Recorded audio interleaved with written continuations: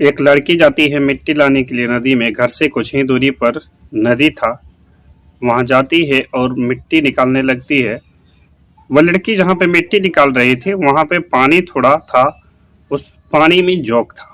मिट्टी निकालने के दौरान उस लड़की के प्राइवेट पार्ट में जोक चला जाता है। इसके बाद वह लड़की चिल्लाने लगती है। फिर कुछ ही दूरी पर एक लड़का घूम रहा था। उनका आवाज़ को सुनकर वो उनके पास चला आता है।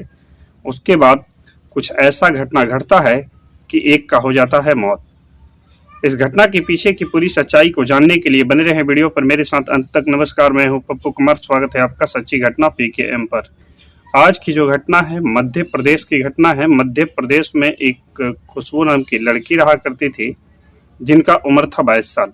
वह लड़की घर अंगना साटने के लिए, लीपने के लिए नदी के किनारे जाती है मिट्टी लाने के लिए। नदी उनका घर से कुछ ही दूरी पर था। वह जाती है वहाँ से मिट्टी लाने के लिए। इसके बाद जैसे ही नदी में जाती है तो देखती है कि जो सूखा में मिट्टी है वो बहुत ही खराब मिट्टी है और थोड़ा पानी में जो मिट्टी है वो बहुत अच्छा मिट्टी है। उस मिट्टी को निकालने के लिए नदी में चली जाती है। थोड़ा सा पानी था, उस पानी से मिट्टी निकालने लगती है। इसके बाद उसके प्राइवेट पार्ट में एक जोक घुस जाता है जिससे वो चिल्लाने लगती है। उनके साथ और कोई नहीं आया था बल्कि वो अकेले आई थी। जब जोर जोर से खुशबू चिल्लाने लगती है तो एक लड़का घूम रहा था उनके ही आसपास में। वो लड़का इसलिए घूम रहा था क्योंकि एक तरफा उनसे उनका प्यार था। खुशबू जब भी जिधर जाती उनका पीछा वो करता रहता था। हर क्षण हर वक्त उसको देखता रहता था, निहारता रहता था। लड़का का जो उम्र था वो 24 साल होता है और लड़का का जो नाम होता है वो सुरेश होता है।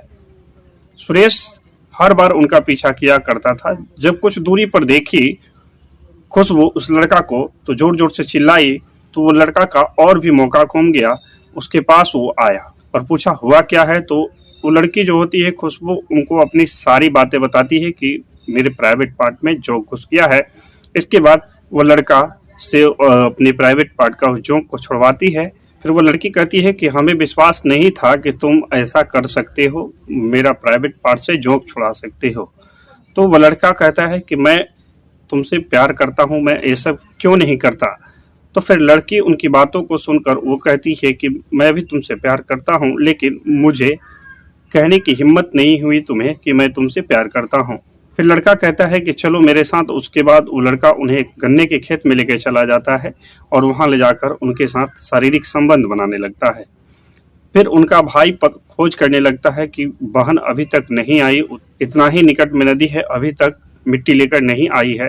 तो उनका भाई खोजते हुए आता है और जैसे ही आता है नदी के ऊपर में ही गन्ने का खेत था। उस गन्ने का खेत में कुछ हलचल दिखाई देता है। इसके बाद जब भाई देखता है, वहाँ जाता है, उस जहाँ हलचल हो रहा था गन्ने का खेत में वहाँ जाता है तो देखता है तो उनका दिमाग सुन्न हो जाता है। उसके बाद वह वहाँ से अपने घर जाता है और पापा को बुला कर लाता है। अपने पापा को ये सारी बात बताता है वह लड़का कि ऐसा ऐसा हमने देखा। उसका पापा डंडे लेकर आता है, लाठी लेकर आता है। जैसे ही उसका पापा उस गन्ने के खेत में आता है तो दोनों को रंगे हाथों पकड़ लेता है। इसके बाद पिता जो होता है अपनी बेटी का प्रेमी को बहुत बेरहमी से पिटाई कर देता है। इतने पिटाई कर देता है कि शायद उनका बचना नामुमकिन था। फिर पिटते पिटते अपने घर पे लेके जाते हैं। फिर जो सुरेश का जो गार्जियन लोग होते हैं किसी तरह से छुड़ाकर खुशबू का पिता से उनको अपने घर ले जाते हैं और वहाँ से घर से डायरेक्ट लेके जाते हैं अस्पताल। तब तक डॉक्टर के पास ले जाते हैं तो डॉक्टर कहते हैं कि इसका मृत्यु हो गया है। फिर उनके ऊपर FIR हो जाता है, खुशबू के पिता पे FIR हो जाता है और जो सुरेश का गार्जियन होते हैं वो सारा का सारा आरोप खुशबू का पिता पे लगाते हैं। तो इस तरह से एक छोटी सी सुख की प्राप्ति के लिए एक व्यक्ति का जान चला जाता है। तो ऐसे सोच वाले व्यक्ति समाज को प्रदूषित करते हैं। तो इस तरह की घटना के बारे में आपका क्या कहना है, कमेंट बॉक्स में अपना राय जरूर दीजिएगा।